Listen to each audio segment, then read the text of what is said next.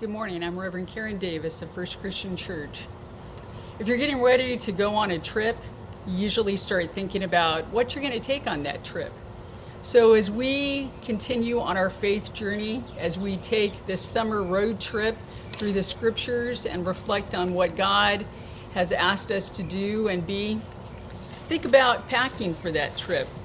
You know, we think about all kinds of things that we might stick in there.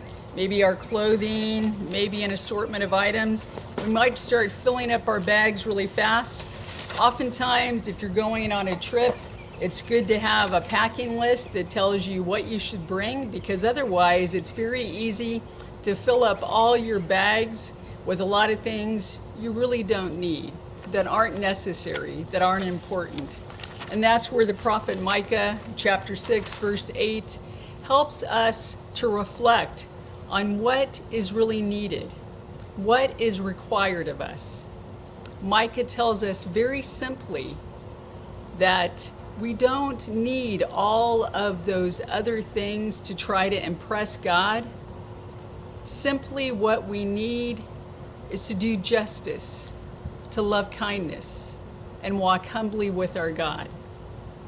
This week, we are reflecting on what it means to do justice.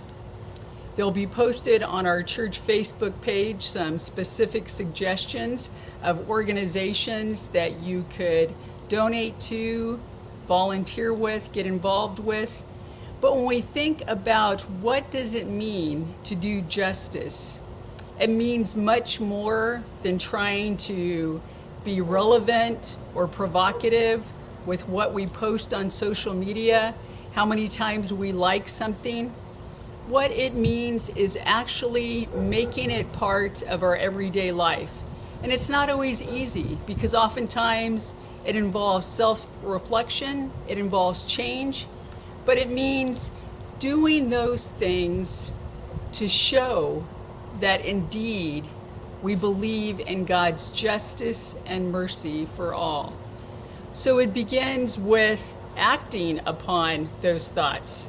After we come to conclusions about how we can treat others fairly and equally, to act upon that by speaking up, speaking out, whether it's in conversations with our family that we live together with in a household, or your extended family, with your friends, having real dialogue and conversation to get them to reflect, as well as having that conversation for yourself, so that together we can continue to learn, to be educated, to see what it is that we can do to make the world a better place.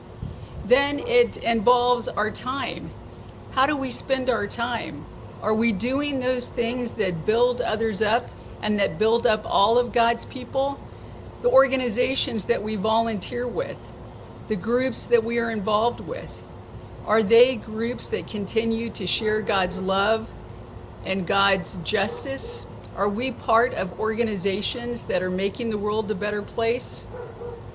Are we taking our thoughts and actions beyond our own household? Maybe to be involved in demonstrations, maybe to be involved in signing a petition, maybe even writing your own petition about something that you believe in, that you see as a need, either in the community or in the larger community, in our nation, in our world. Getting involved in those causes with your time to show that you think things can and should be different. Then, if you truly want to do justice, it means putting your money where your mouth is. It could be something that starts out as making a donation to those efforts, those organizations, those causes that proclaim justice and extend justice and equality for all. And it may mean every day as you spend money, thinking about, where is it that I'm spending my money? Am I giving money to local businesses to help those families? Am I supporting all businesses equally, including those who are owned by people of color or by women? Are we thinking about where we're spending our money to make a difference in the world? Are we spending our money at those institutions or places that perhaps do not treat people fairly and equally. So it means spending our money where our heart and our beliefs are.